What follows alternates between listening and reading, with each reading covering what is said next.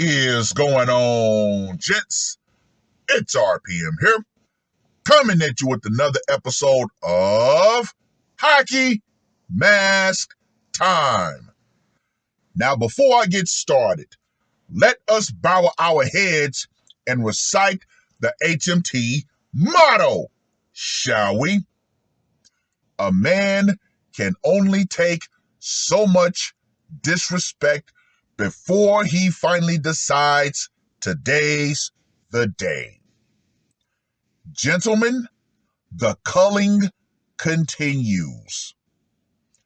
I predicted it was going to be a bloody 2023. We're already in February, and I already have so many articles just in January alone that would damn near cover at least 2 months. Yeah, it is really going down. And the lamestream media, they can't hide it.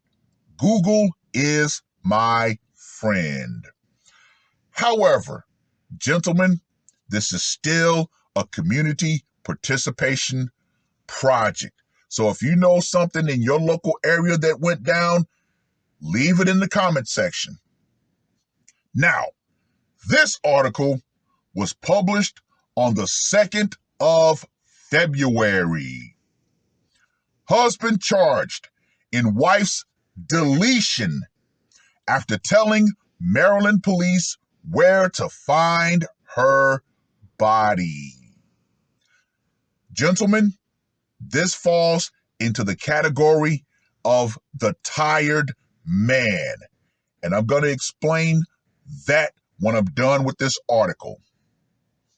A man from Silver Spring, Maryland, was arrested and charged with terminating his wife after police say he walked into a police station and told authorities where they would find her body.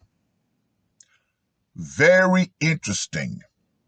He walked into the police station. He could have had a grand head start had he not decided to commit that act.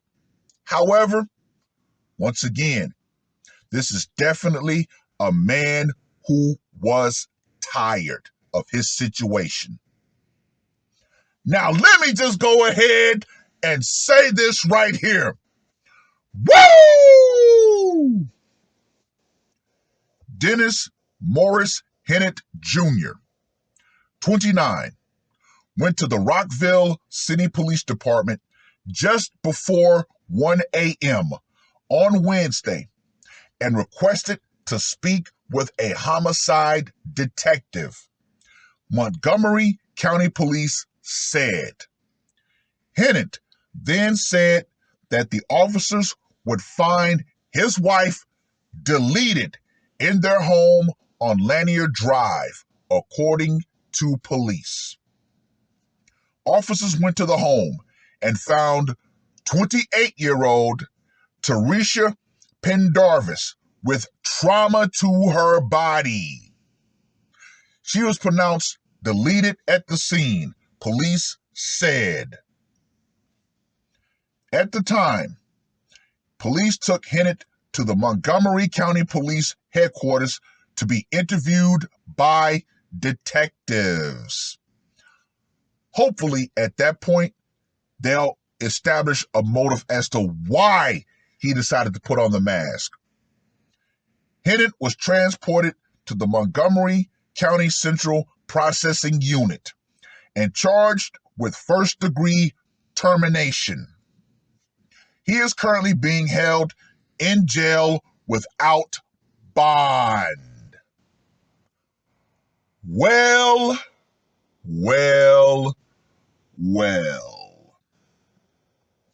Gentlemen, here we are, yet again, another man who was pushed beyond his breaking point, and he decided to then do what? Take matters into his own hands. We said it before. We're going to keep saying this. Men of today are no longer taking whatever situation that they find themselves into that pushes them beyond their breaking point. Anyway, let's get to that scorecard, shall we? For location, went down in the home. Gotta give it a 10. Method of execution, trauma to her body. Yet they mentioned nothing about a deletion weapon. So I'm going to go with the fists and feet of fury. Gotta give that one a 20.